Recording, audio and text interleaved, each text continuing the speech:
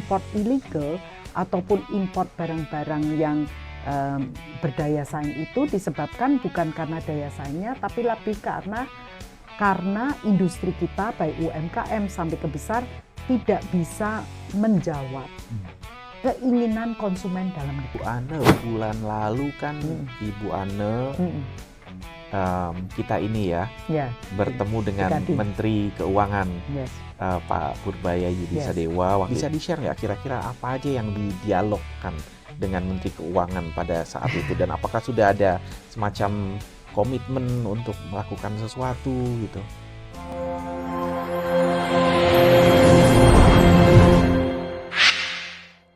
Selamat datang di podcast Kadin Indonesia Institute.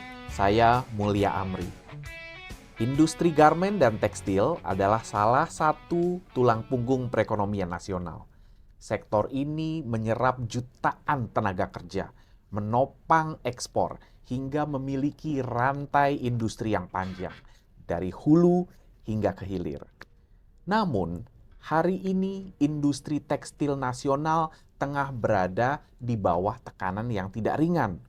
Mulai dari derasnya arus impor produk murah dan bahkan sebagian adalah ilegal. Kompetisi regional yang semakin ketat dan juga tuntutan global terhadap efisiensi dan modernisasi teknologi. Lalu, bagaimana sebenarnya kondisi terkini industri tekstil Indonesia? Untuk membahasnya, telah hadir bersama kita Ibu Ane Patricia Sutanto, Ketua Umum Asosiasi Garmen dan Tekstil Indonesia atau AGTI. Ibu Ane, terima kasih telah hadir di podcast Kadin Indonesia Institute. Selamat datang. Terima kasih Mas Mulia. Saya benar-benar terkesan sekali dengan apa yang disampaikan Mas Mulia barusan. Jadi baru menyampaikan aja sudah ada hope, harapan. Udah ada intro dan harapan ke arah masa depan ya. Terima kasih Bu Ane di sela-sela waktunya yang sibuk. Tentunya. Terima kasih atas kesempatannya juga. Terima kasih. Dan Bu Ane aktif di perusahaan tentunya, aktif di berbagai organisasi, asosiasi, dan juga sedang kuliah hukum ya sekarang ya. Ya, sudah selesai. Sudah selesai. Bentar lagi wisuda. Ini degree yang keberapa ini? Yang ketiga.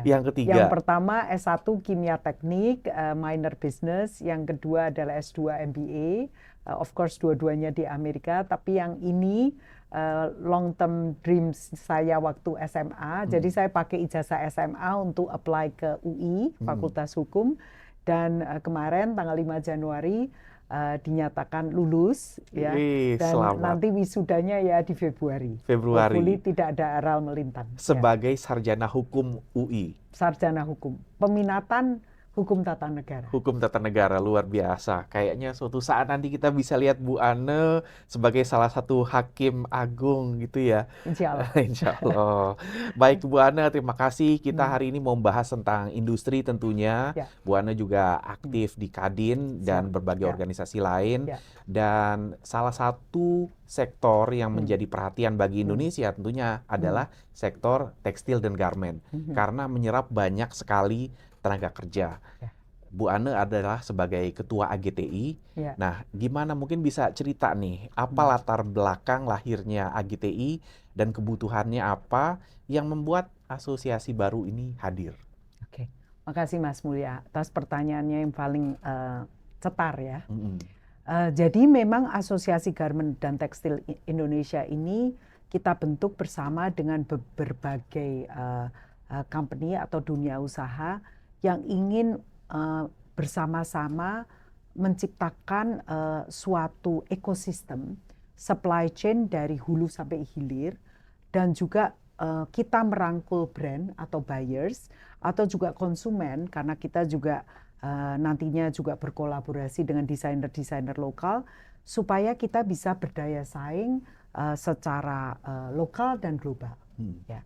Kenapa kok kita melihat itu? Karena kita melihat bahwa di industri TPT ini ada jarak antara konsumennya dengan kami sebagai produsen.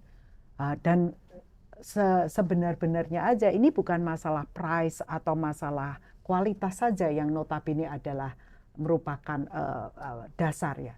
Tapi bagaimana kita bisa merangkul, bisa mencerna kebutuhan market domestik Indonesia, karena tadi Mas Mulya sempat sampaikan cheap imported goods, import illegal dan sebagainya. Karena kita melihat bahwa import illegal ataupun import barang-barang yang berdaya saing itu disebabkan bukan karena daya saingnya, tapi lebih karena industri kita baik UMKM sampai ke besar tidak bisa menjawab keinginan konsumen dalam negeri. Ya. Sedangkan kalau kita lihat sebagai negara keempat terbesar di dunia, ya, dan kita Muslim populated country, seharusnya barang-barang atau produk-produk yang fashion Muslim itu harusnya dikuasai oleh kita ya. Terutama kita kan negara terbesar Muslim pertama ya di dunia. So kita merasa bahwa bagaimana menjawab keinginan dari konsumen itu adalah di mana AGTI itu berada. Itu satu. Ini kita ngomong konsumen lokal. Yeah. Jadi bukan hanya masalah daya saing, itu bukan hanya masalah price atau quality, but also about creativity atau nilai tambah yang kita berikan ke konsumen lokal Indonesia. Yang kedua adalah, sekali lagi karena itu juga nature dari bisnis saya dari awal, itu adalah ekspor.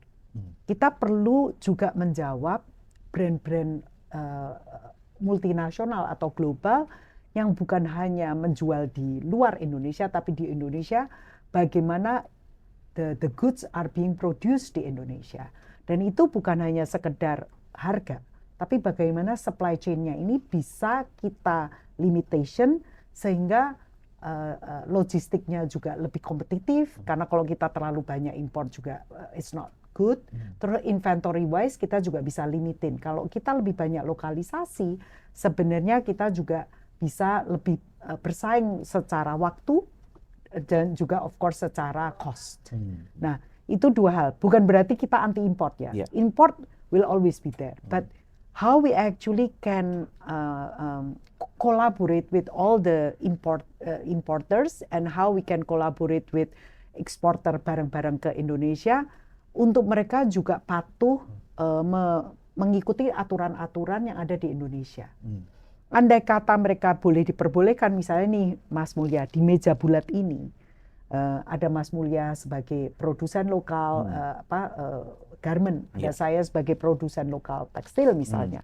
Terus ada produsen asing yang biasa ekspor ke sini, berarti kita import. Kita kalau perlu tanya, oke, you bisa produksi apa yang saya tidak bisa produksi, kita bisa collaborate. Yeah. There are things that you can produce well, okay, why don't you still doing it? Dan kita minta legowo, kita minta pemerintah kita tolong ini diperbolehkan, tapi kita minta mereka juga bayar pajak resmi, PPN resmi, jadi semua ya import duty dan sebagainya. Tapi sebaliknya kita pun juga perlu kolaborasi dengan mereka. What make them great?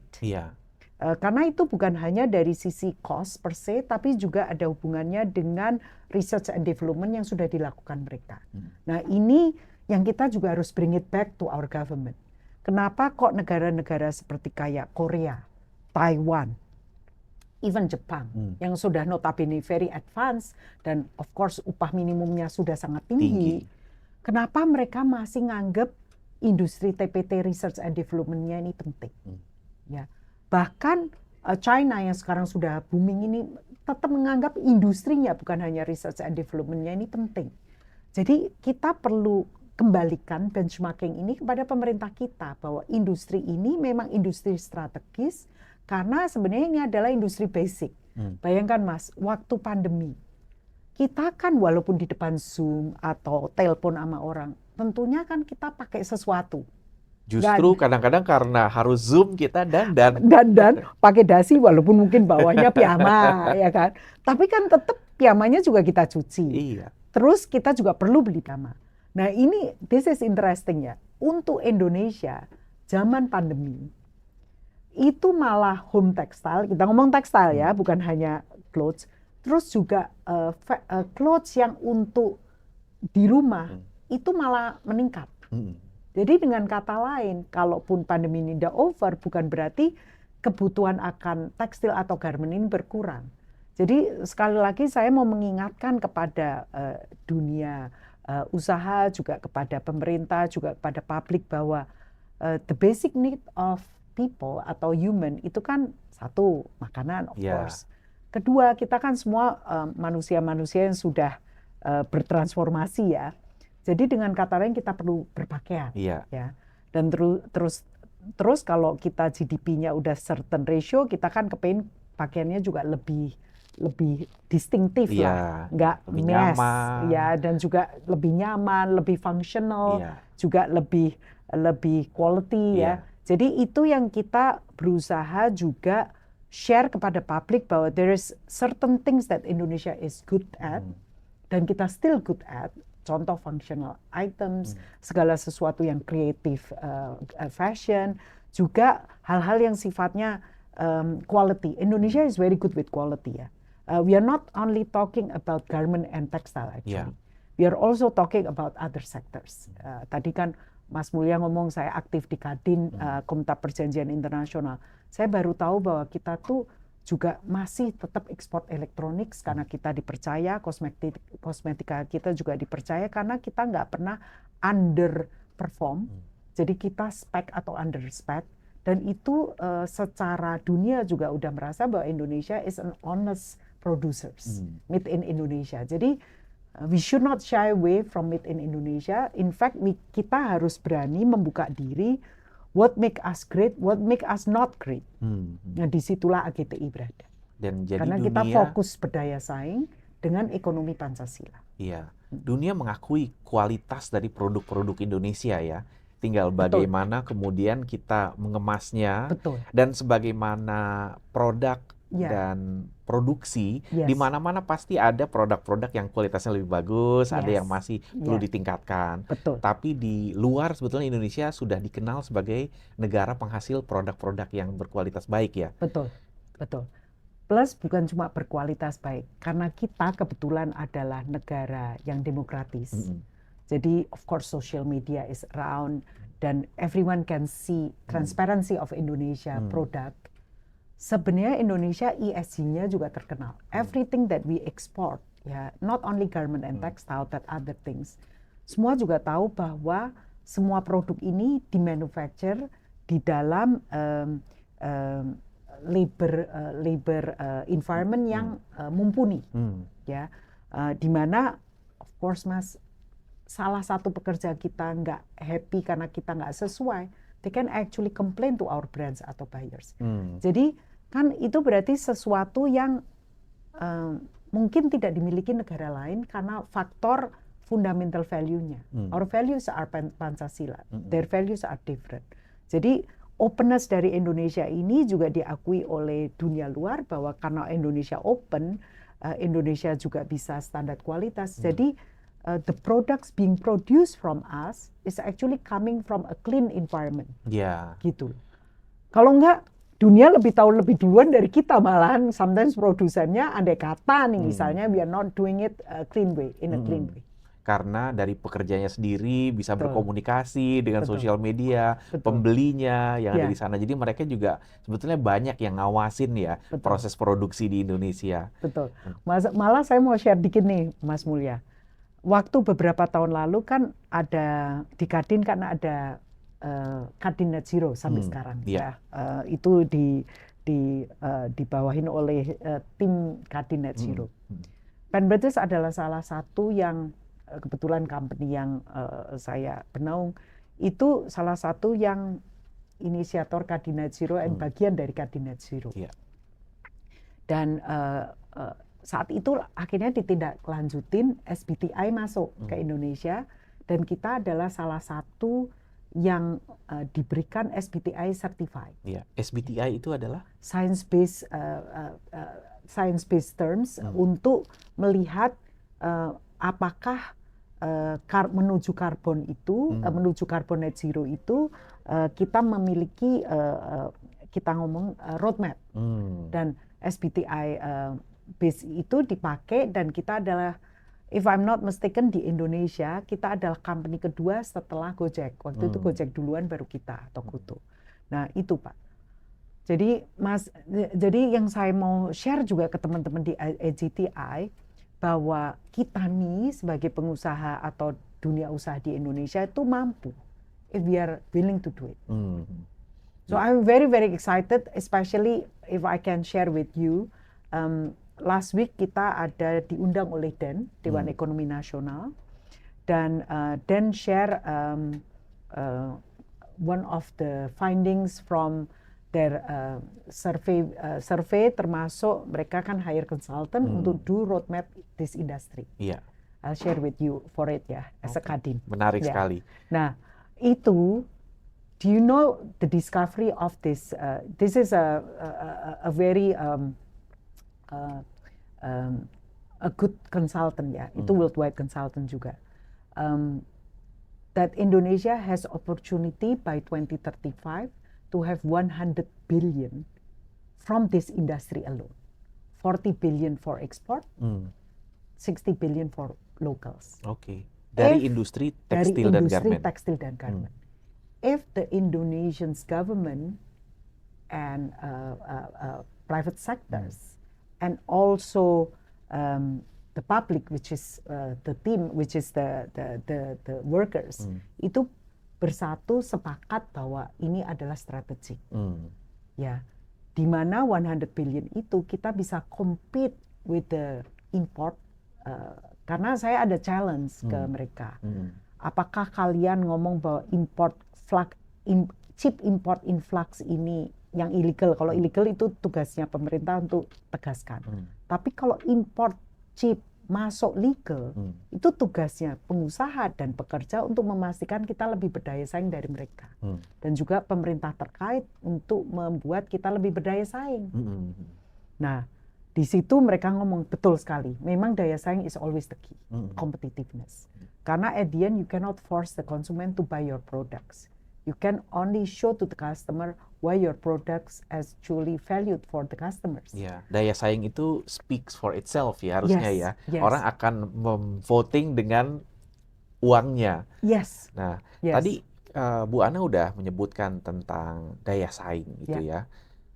Apa sih yang menjadi tantangan bagi industri ini untuk meningkatkan daya saingnya? Karena kalau dilihat tadi itu sebetulnya kita punya potensi yang sangat besar dan bahkan sampai 100 billion ya. Nah, dari US dollars dari sisi ekspor maupun untuk pasar domestik. Apa tantangan daya saingnya untuk menuju ke sana? Oke. Jadi ini memang kebetulan Mas memang dari Den sudah share survei hasilnya, findings-nya dan roadmap-nya. Tapi masukan dari kita waktu itu kepada Den maupun pada surveyor juga kepada beberapa kementerian lain, satu hal pasti adalah komitmen dari pemerintah, seluruh pemerintah yang terkait. Jadi saya nggak ngomong hanya kementerian tertentu. Let's say kita kan di bawah Kementerian Perindustrian. Tapi kita melihatnya bukan hanya Kementerian Perindustrian aja, tapi juga Kementerian Perdagangan, Kementerian Lingkungan Hidup sampai Lingkungan Hidup, karena kita kan ada hubungannya dengan peraturan AMDAL dan yang lain-lain, termasuk yang lain-lain Mas, karena ada IPAL dan sebagainya.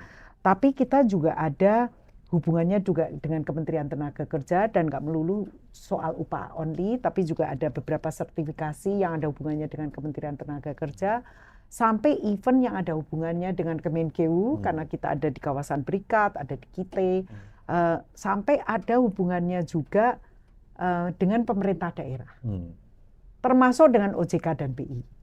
Ya, kenapa ini semua perlu di fine tune oleh Kemenko, Equin maupun oleh Bapak Presiden, dan saya terima kasih sekali oleh Bapak Presiden karena 2 hari yang lalu, tepatnya hari Minggu, ratas Bapak Presiden menempatkan industri tekstil dan garment sebagai industri strategis, karena itu tepat sekali. Ya, apalagi dengan jumlah tenaga kerja yang sedemikian besar ya. Ya, jadi daya saing ini sangat bisa ada di Indonesia. Ya, dan detailnya dari pengusaha menyampaikan ke pemerintah, itu tinggal pemerintah cek apakah negara lain, dan ini sudah disampaikan juga oleh Bapak Presiden di Sarasehan 8 April 2025 lalu, bahwa apa sih kita mesti lihat nih negara mana yang sukses industri TPT-nya, ya. Dan negara ini kalau perlu di-copy atau di-review dan kembalikan kepada regulasi kita, mana yang bisa diubah untuk bisa ease of doing business dan cost of doing business on TPT ini bisa reduced. Yang related ke regulasi ya.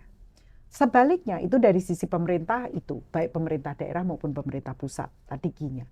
Yang kedua adalah pengusahanya sendiri. Pengusaha Indonesia nggak bisa cengeng. Kita semua harus bersatu padu, kita harus mau untuk bekerja sama. Kita wajib. Makanya di AGTI kita put ekonomi Pancasila. Karena salah satu, dua dari sila kita adalah gotong royong, kerjasama kan. Gotong royong kerjasama itu di yang keempat. Yang ketiga adalah bersatu. Karena pasti perbedaan kepentingan, mohon maaf ya, dari hulu sampai hilir itu pasti ada ya. Pasti. Nah, tapi kalau perbedaan kepentingannya ini kita bisa harmoniskan, dan of course di situ ada presence dari pemerintah, dan kita bisa sama-sama sampaikan bahwa yang you local oriented bagaimana gini. Contoh tadi yang saya anggap meja bundar. Kalau kita belum mampu ya jangan potong pelarangan itu, karena itu menyebabkan nanti industri turunannya tidak mampu bersaing. Bayangkan kalau itu dipotong dengan safeguard atau anti dumping, ya, di mana kita di Indonesia tidak produksi untuk jenis itu. Jenis itu juga kadang-kadang nggak bisa diurutkan hanya dengan S-code tertentu, tapi benar-benar mesti kita ngelihat apa. Nah itu yang kita juga harus legowo untuk oke Pak, itu nggak usah dilataskan. Kami sanggup untuk bersaing karena memang kita tidak membuatnya. Tapi sebaliknya juga industri turunannya juga jangan import karena udah dikasih APP, juga jangan import hal-hal yang sudah diproduksi di sini. Itu namanya kan sudah dipercaya tapi tidak bisa dipercaya. Jadi ini hulu sampai hilir ini perlu ada trust level yang dimana kita harus saling jagain. Nah, inti dari wadah AGTI itu sebenarnya adalah itu Mas Mulya. Kita ingin bahwa antara hulu hilir itu kalau kita sering berjumpa dengan pemerintah, tapi kita sekali lagi berjumpa dengan pengusaha di sini, jangan ada dusta di antara kita. Karena ini dusta-dusta ini membuat kita saling trust, nanti dari backdoor kita ngomong sama pemerintah, kita terpuruk ini, terpuruk itu buat apa? Kalau kita bisa sama-sama pegangan tangan sesama pengusaha, jadi jangan malas, tapi juga jangan saling nimpuk dari belakang. I think it will very bad. And ini sudah terjadi di negara lain ya. Let's say kita ngomong Taiwan. Let's say kita ngomong negara seperti China. Of course China kan beda ya. Tapi Taiwan is also democracy country kan. So this is something that it can work for other country. Why not us dengan ekonomi Pancasila? Yang ketiga juga adalah pekerjanya. Kita minta, kebetulan saya juga WKU LKS Tripnas, mewakili Kadin dan Apindo. Saya udah sampaikan terus-menerus sama serikat. Gini ya, kalian kan perlu lapangan kerja.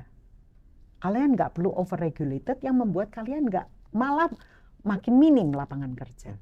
Nah, yuk kita sama-sama juga benchmarking ke negara yang kira-kira sangat berhasil dengan penambahan lapangan kerja, malah kadang-kadang upah minimumnya mereka itu di bawah upah realnya mereka secara average. Sebagai contoh Vietnam.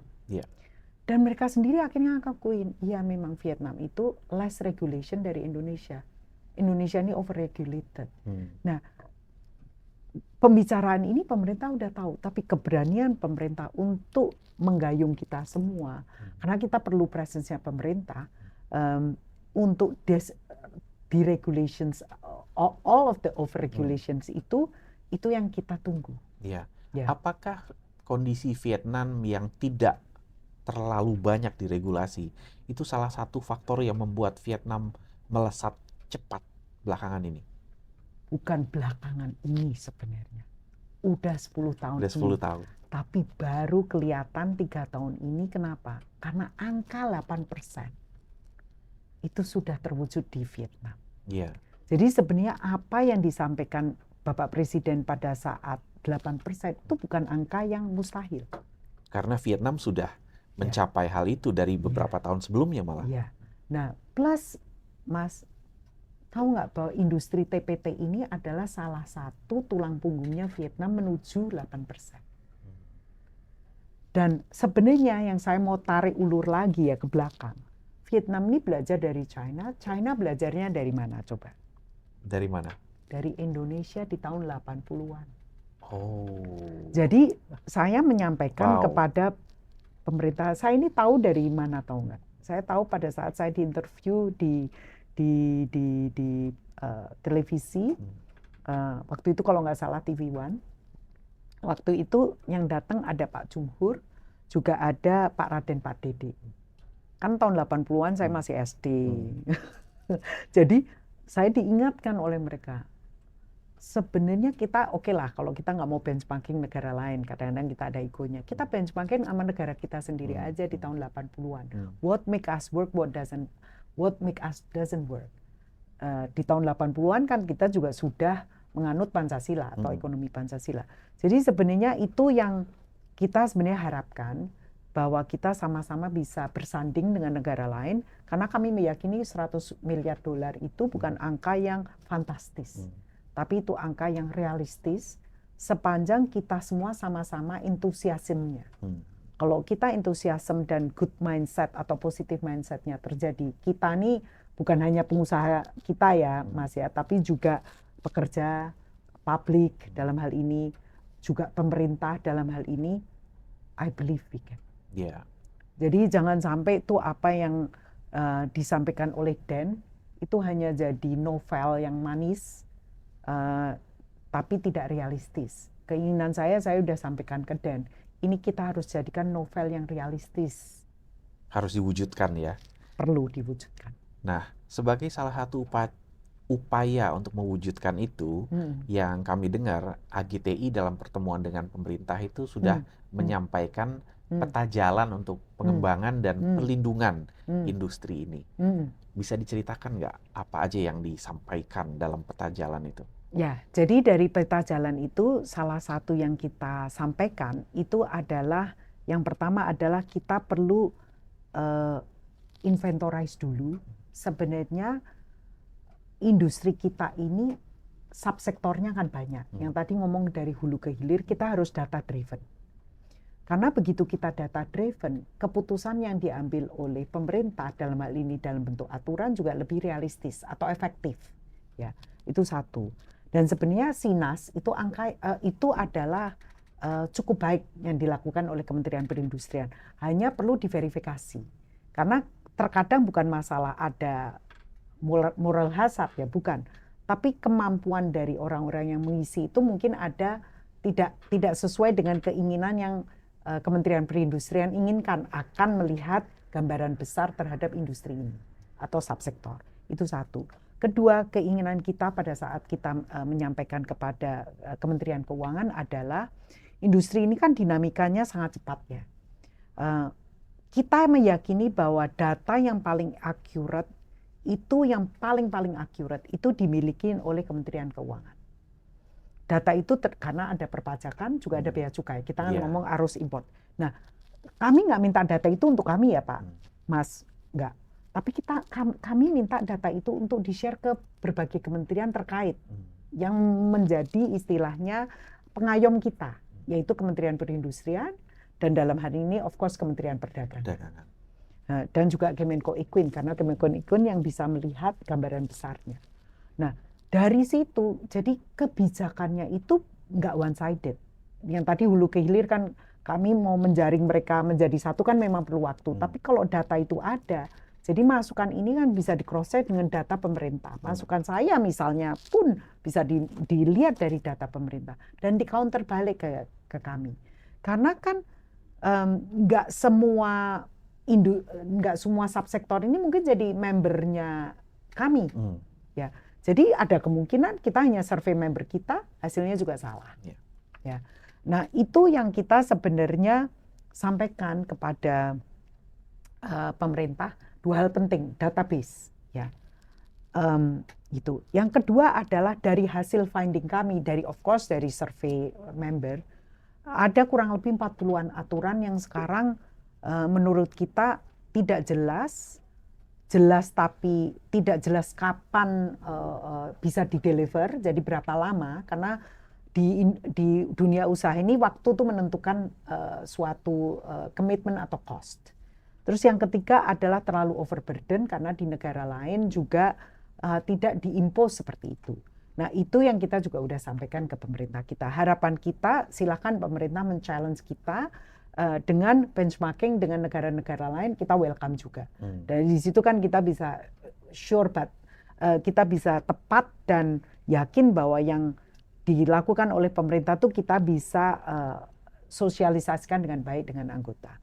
Yang ketiga adalah memang kita ini agak lebih lambat, tapi kita memang memerlukan suatu kolaborasi bukan hanya antara kementerian, tapi juga dengan pemerintah daerah, sehingga apa yang menjadi keputusan pemerintah pusat yang sudah bijaksana atau yang sudah banyak mendengarkan dari kami bisa diaplikasi kepada pemerintah daerah.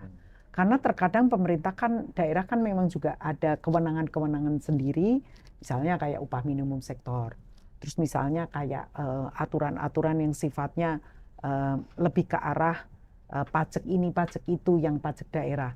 Itu kalau bisa lebih bijaksana juga. Jadi melihat juga roadmap dari industri TPT ini di daerahnya dia apakah berkontribusi positif atau negatif. Kalau negatif, ya tolong disampaikan ke kita sehingga kita bisa melihat menurture anggota kita, atau kita juga bisa misalnya minta anggota kita, oke, karena kamu terlalu istilahnya mempolisikan nggak ini, ya kamu harus pindah dan kamu harus memperbaikin.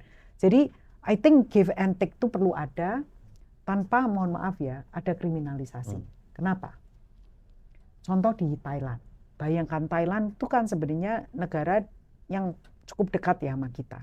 GDP-nya lebih tinggi, tapi pengusahanya kalau dilihat politiknya kan lebih sering kudeta. Ini menurut sejarah ya daripada Indonesia. Kalau Indonesia kan nggak pernah sebenarnya, cuma reform kita.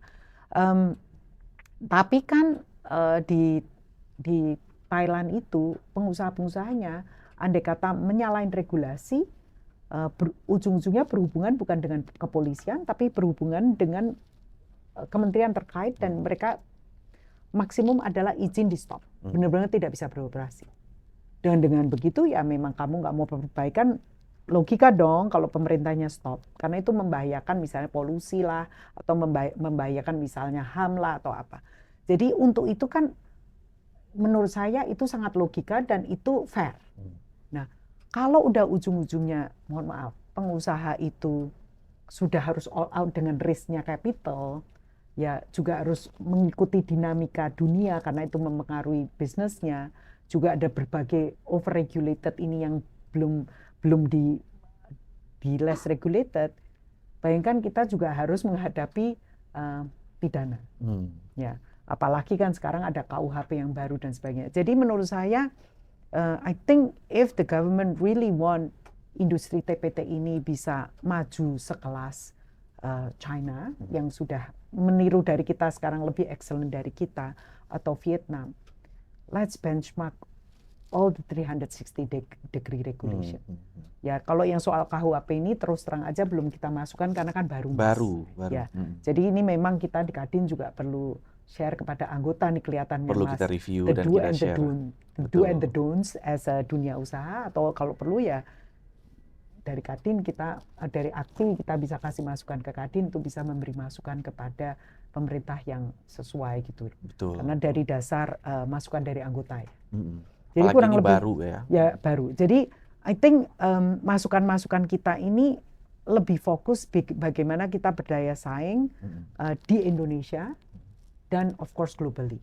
Dan kita of course juga udah terima kasih sekali sama pemerintah Indonesia. Sebenarnya selama ini ya saya nggak pernah merasakan push yang terdalam, kecuali kemarin ini 2 tahun 3 tahun terakhir ini, di mana pemerintah Indonesia memang ada political will untuk menyelesaikan EU Indonesia Free Trade Agreement, dan hopefully Mas kan diratifikasi next year, dan juga Eastern EAEU kan juga di closing towards the end of the year, juga dengan Kanada. Ya. Jadi untuk itu saya juga sangat-sangat grateful kepada pemerintah Indonesia yang juga mendengarkan competitiveness kita globally. Nah, karena kan Vietnam already have it 5 years ago. And they are part of CPTPP. So for that we are very grateful. We just need to make sure that ratifikasinya sesuai tepat waktu sehingga kita bisa memanfaatkan benefitnya. Jadi kita juga bisa mengembangkan di Indonesia. Iya. Gitu sih. Bu Ane, bulan lalu kan Ibu Ane kita ini ya bertemu dengan Menteri Keuangan Pak Purbaya Yudisadewa. Waktu itu Kadin Pak Ketua Umum Pak Anin membawa beberapa asosiasi industri dan kemudian berdialog lah ya, terutama industri-industri yang cukup padat karya ya, termasuk tekstil dan garmen. Bisa di-share nggak kira-kira apa aja yang didialogkan dengan Menteri Keuangan pada saat itu, dan apakah sudah ada semacam komitmen untuk melakukan sesuatu gitu? Oke. Memang waktunya karena terbatas, kita nggak sempat sampaikan semuanya. Tapi kan kita, of course Kadin kan juga kasih roadmap-nya itu kepada Pak Purbaya. Jadi salah satunya yang kita sampaikan ke Pak Purbaya sebenarnya adalah mengenai fokus di fokus di dua hal, Pak. Tadi data, yang kedua adalah likuiditas. Ya. Dan saya terima kasih sekali waktu itu Pak Purbaya, ingat nggak, Mas Mulya kan ada juga di situ, menyampaikan bahwa oke, kalian perlunya berapa persen? Ya waktu itu kan malah saya ngomong, bunga Pak, pinjaman ya? Bunga pinjaman ya. Ya Pak Purbaya, kalau bunga swasta itu kan berkisar antara sekarang 7-12%, tergantung lah, ada yang rupiah ya. Terus Pak Purbaya ngomong, mahal itu, kalau bisa 4%. Ya. Oh ya terima kasih kalau bisa 4%. Tapi saya kan waktu itu sempat ngomong, Pak, tapi OJK sama BI masih ngelihat TPT ini kan menjadi industri yang belum seksi nih Pak, belum blue zone atau belum green zone. Ya. Tapi Pak Purbaya ngomong, loh kan saya Menteri Keuangan, ada hal yang lain, ada kita. Nah itu sebenarnya kami lagi menunggu turunan dari apa yang disampaikan Pak Purbaya terhadap industri tekstil dan garment. Dan setelah itu kan seminggu kemudian kan dengan furniture itu Mas Mulya. Saya nggak ngikut karena walaupun saya di furniture, tapi kan saya dengar dari pengurus yang lain, katanya juga disampaikan yang sama, dan saya dengar Pak Purbaya kan akan coba fasilitasi pertama adalah 2 triliun. Nah harapan kita 2 triliun itu bukan hanya untuk industri UMKM aja, tapi juga bisa industri padat karya yang lebih dari UMKM. Walaupun sebenarnya 2 triliun kekecilan. Kalau kita mau menuju, nih saya ngomong sekarang ya, belum ngomong di depan Pak Purbaya, jangan tersinggung nih Pak Purbaya. Jadi kalau $100 billion dream, at least we need more than just 2 triliun. 2 triliun kan kalau dengan rate kurs sekarang kan approximately about 125 atau 130 million US dollar only. I'm not saying it's bad, but it's not enough to boost the economy in terms of industri TPT. Nah harapan kita adalah sebenarnya bukan yang murah itu dulu. Pandangan seluruh KL dulu, dan juga pemerintah daerah terhadap ini perlu clear. Karena begitu clear, kepastian berusaha menjadi lebih clear. Dan kalau kepastian berusaha lebih clear, hopefully OJK sama BI bisa melihat bahwa komitmen dari dunia usaha, komitmen dari pemerintah untuk menjaga konsistensi hukumnya itu ada. Karena yang selalu disampaikan beberapa bank swasta ke saya adalah, yang kita ngeri itu adalah konsistensi dari regulasi. We are not afraid of you, but we are afraid the regulation will hurt your industry. And sure enough memang itu yang terjadi bertahun-tahun. Saya nggak ngomong, kan banyak menteri yang nanya, apakah gara-gara regulasi ini anak? Tidak Pak. It's a compounding accumulated peraturan yang memang yang membuat maksudnya baik tapi tidak memahami dengan baik. Karena seperti tadi, peraturan itu harus melihat 360 degree.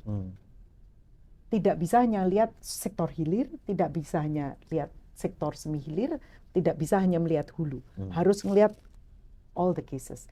Dan perlu ada transisi. Jadi mempersiapkan pelaku usaha juga untuk bertransform juga. Karena memang berat kalau mereka nggak mampu bertransform karena mendadak, itu of course mempengaruhi PNL-nya. It's given. Dan itu memang yang membuat I do believe membuat OJK dan BI review itu. Tapi mereka have to be very honest too with the government. That what make us afraid of this industry, the consistency, dinamikanya juga ini. Terus mungkin, mohon maaf, tadi kalau ngomong import illegal, kepastian dalam bagaimana kita nih ya, kita sebagai pemerintah, sebagai pelaku usaha, saya juga ngomong pelaku usahanya juga, kita nih sebagai publik menghentikan import illegal secara dari regulator, eksekutor, sampai ke promotor, ya pelaku usaha kan promotornya, sampai ke konsumennya. Jadi betul-betul melihatnya sebagai iya satu ekosistem ya. Kalau mereka semua say no, pasti itu juga nggak laku. Kalau nggak laku, siapa yang mau dumping import illegal sih? Iya. And we know kok between illegal atau enggak, semua tuh tahu.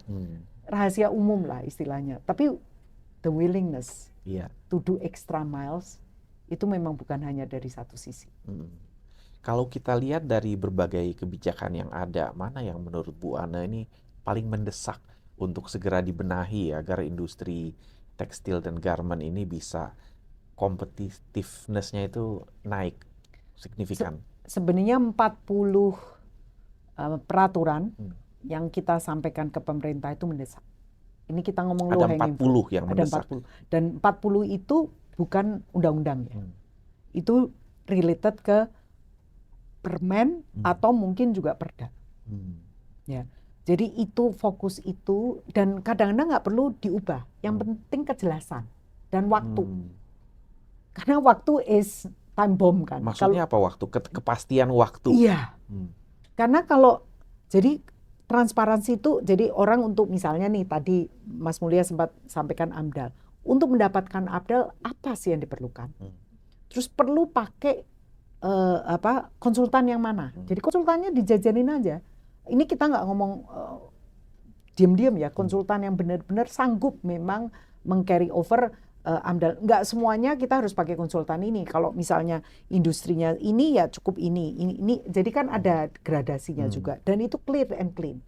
Habis itu juga caranya juga harus clear and clean. Bagaimana? Siapa yang menangani? Dan dikasih benchmark berapa lama? Karena berapa lama itu penting kan. Bayangkan Mas, orang mau investasi, AMDAL-nya nggak jelas-jelas, gimana mau investasi? Kan mau mulai operasional tanpa AMDAL juga orang ngeri lah. Ngeri banget. Ya. Jadi kan agak aneh kalau orang udah bertahun-tahun nggak punya, terus malah nggak ditangkap, ya karena bocor, tapi orang yang patuh malah nggak bisa mulai. Karena ingin patuh. Jadi seperti itu tuh sebenarnya cukup clean, tinggal dicermatin aja. Namanya kita ngomong bottlenecking-nya di mana. Nah, yang dijanjikan Pak Purbaya, mohon izin kan Mas Mulya juga dengar kan. Di bottlenecking ya. Itu yang kita tunggu. Karena memang banyak sekali bottlenecking yang sangat mudah di-unclick oleh pemerintah, tapi dengan kejelasan supaya bottleneck itu tidak terjadi. Itu.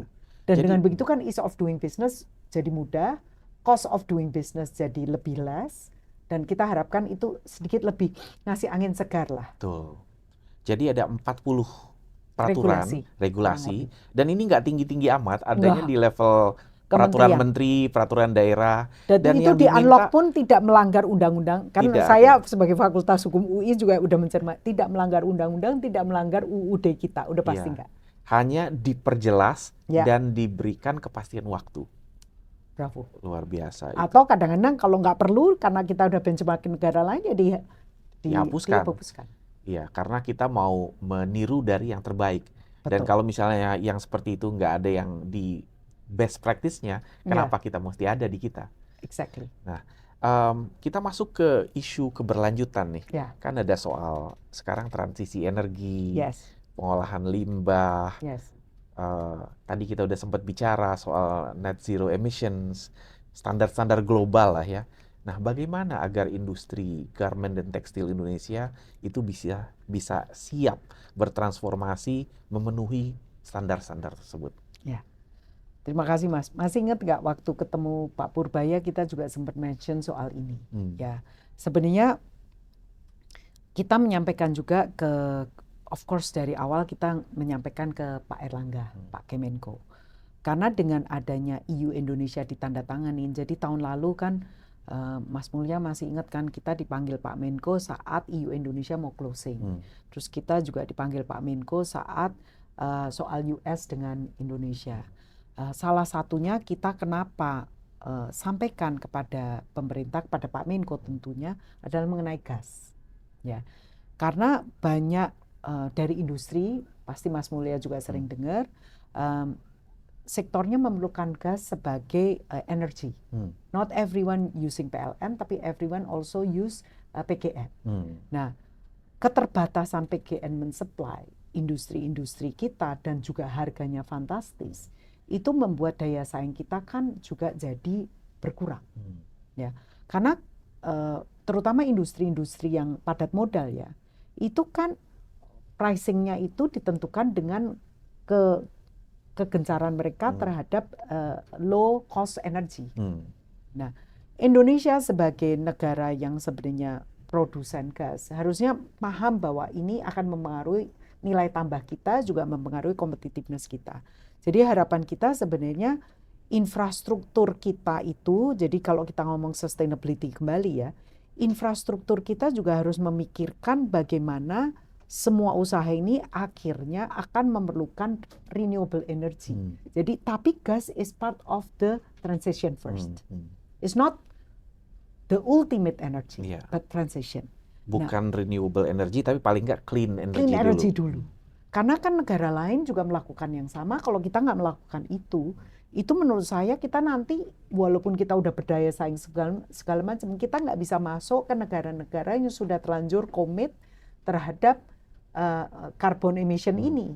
Dan biasanya multinasional atau multi brand atau global brand itu akan komit ini juga. Jadi walaupun mungkin ke negara, let's say kita negara Bangladesh atau negara let's say Afrika yang let's say yang tidak komit pun tetap mereka harus komit gitu. Jadi kita nggak bisa supply kan dari sisi tekstil sama garment.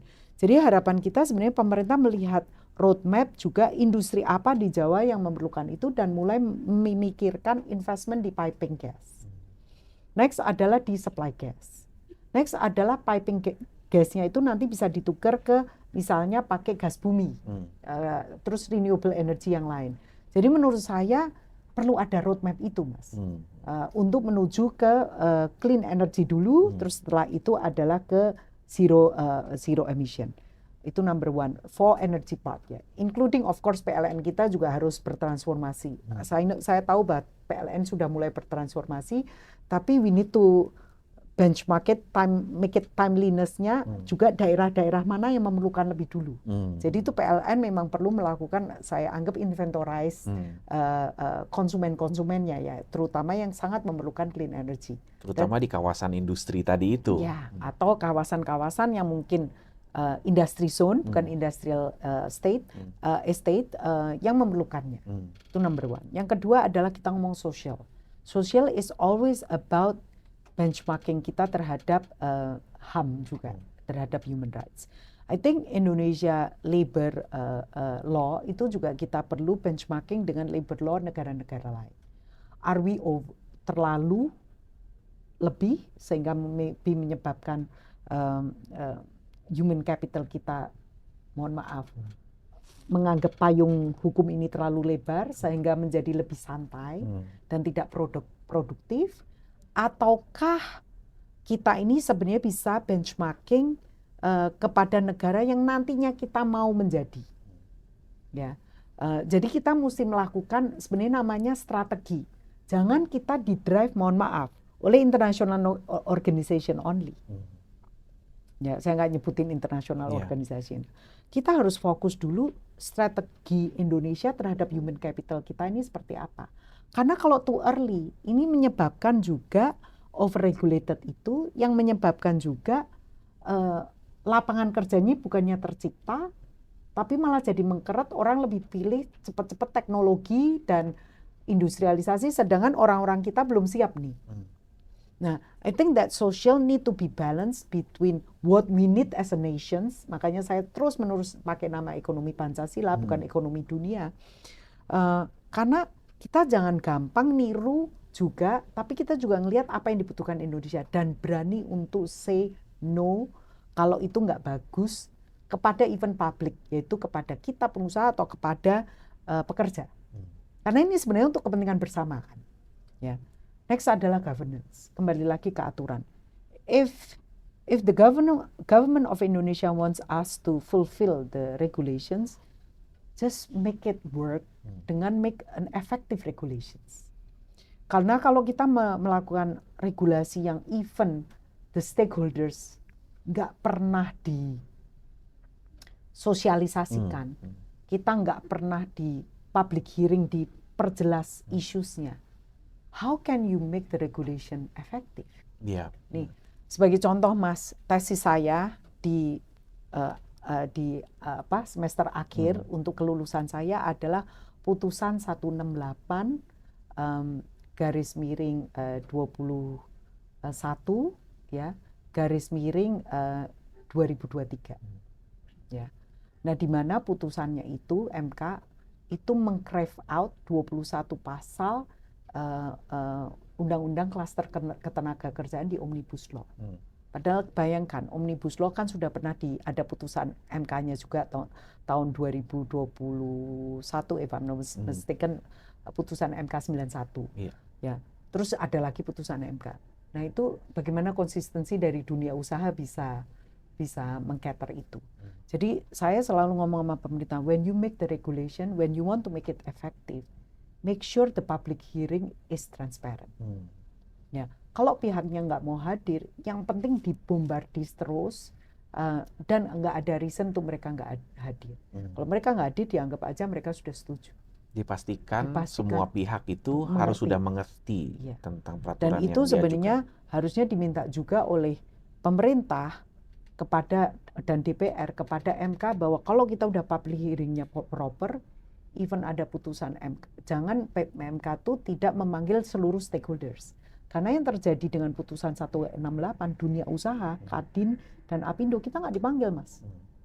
Boleh diceritakan sedikit yang apa itu putusan? Jadi pemohonnya adalah partai buruh dan juga personil-personil yang tergabung dalam serikat pekerja.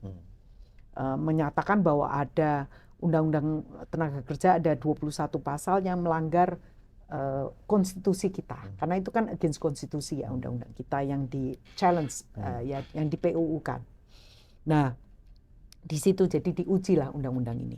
Di situ ada soal PKWT, ada soal alidaya outsourcing, ada juga soal masa kerja dan upah dan lain-lain. Ada 21 lah total. Nah di situ kan kami tidak hadir. Jadi bagaimana MK bisa, karena kan kita nggak pernah diundang, yang diundang adalah pemerintah. Karena dunia yang usaha tidak hadir di sana, tidak pernah diundang. Ya. Nah, tidak pernah diundang dan kita juga somehow gimana kita nggak interupsi. Seharusnya kita punya hak untuk intervensi ya. Entah ada atau nggak ada hak, at least kita ramekan juga harus. Tapi kita nggak melakukan itu. Mungkin karena kita sopan ya sama pemerintah, karena menganggap pemerintah harusnya bisa defend. Tapi it turns out the result is so flabbergasted, di mana akhirnya putusan amarnya itu pemerintah dalam waktu 2 tahun wajib membuat atau membentuk undang-undang tenaga kerja. Yang of course dari amarnya itu pertimbangannya juga sudah disampaikan, jadi DPR dan pemerintah harus mereview itu. Nah, efeknya apa? Sebenarnya ini kan nggak langsung berlaku, tapi PP yang di bawah undang-undang yang lama akhirnya nggak berlaku, sehingga kan makanya di 2014 ke 15, 2015 ke 16 kan perubahan pengupahan itu tidak sesuai lagi omnibus, udah pakai PP lain, yang dimana wadahnya udah nggak jelas gitu, wadahnya apa, tapi karena sekali lagi dunia usaha tidak mau membantah pemerintah, ya terpaksa kita terima. Jadi yang hal-hal yang seperti itu menurut saya ESG ini perlu, karena ini diperhatiin dunia ya, by the way. Kita ini diperhatiin. Jadi keinginan orang untuk investasi di Indonesia itu memperhatikan itu. Keinginan orang untuk memberi order lebih banyak ke Indonesia memperhatikan itu. Karena supply chain-nya bisa terganggu kalau ada drastik regulasi yang terjadi di Indonesia. Jadi that's ESG to me. Yeah. Karena ESG itu ujung-ujungnya is sustainability on the financial part. You can only say you are sustainable if you can make it. Iya. Overburdening us dengan a lot of the E, S, dan G dan membuat kita juga nggak make it. Menurut saya it's not sustainable. Iya. You got what my meaning I kan? got what you mean. Karena selain Mas Mulya. ada ESG, Environment, Social, and Governance, kan juga kan 3P. Yes. People, planet, tapi juga profit. That's it. Tuh. That's bravo. Bu Ana, ini mungkin sebagai pertanyaan terakhir ya, klaster pertanyaan terakhir. Kita melihat ke depan nih, Bu Ana ya. Jadi industri garmen dan tekstil Indonesia, taruhlah misalnya kita bilang 5 tahun ke depan. Nah, apa yang dibayangkan Bu Ana untuk industri ini, khususnya tentunya kita perlu sambil juga mendorong inovasi, peningkatan kemampuan tenaga kerja dan lain-lain. Apa nih yang dibayangkan dan perlu dilakukan untuk mencapai itu? Oke.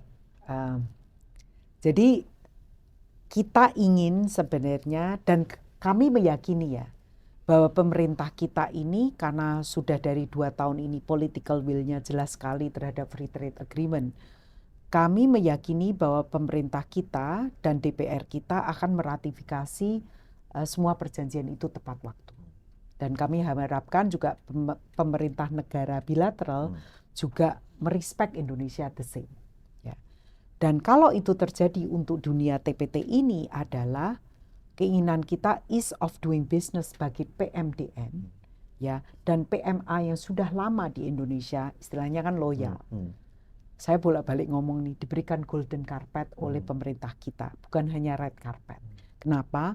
Karena kami meyakini bahwa loyalitas kita ini bisa mengebus ekonomi kita dari industri TPT, di mana kan kita sudah paham mengenai pekerja kita. Kita juga udah paham terhadap pemerintah daerah kita. Kita juga udah punya kearifan bukan cuma lokal tapi juga nasional.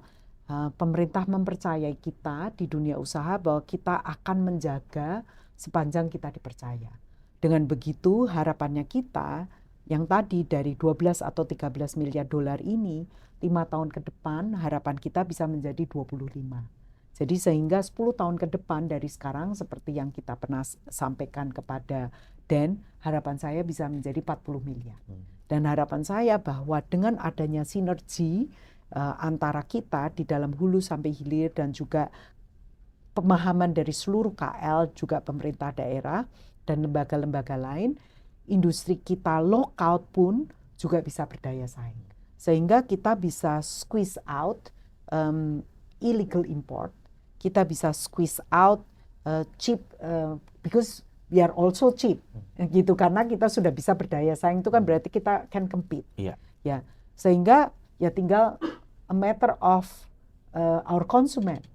Do you really like aku cinta Indonesia dengan dasar bangga buatan Indonesia? Tapi kan itu the whole ecosystem perlu menjawab itu, bukan hanya ngomong dari sisi istilah aku cinta Indonesia, bangga buatan Indonesia, tapi actually what we produce is the proud of the Indonesia.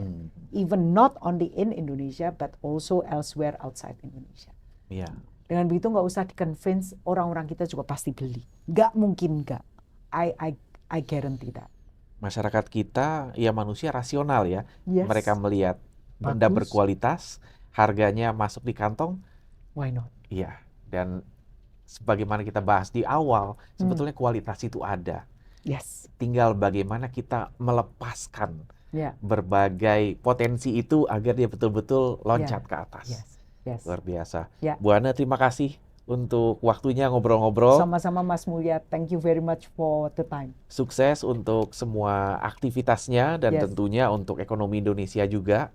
Kita sama-sama, kerjaan kita masih panjang ya Bu Ana ya. Siap untuk kerja keras, siap untuk kerja pintar, siap untuk kerja presisi, dan siap untuk kerja dalam Tuhan. Mantap, itu adalah closing yang sangat bagus.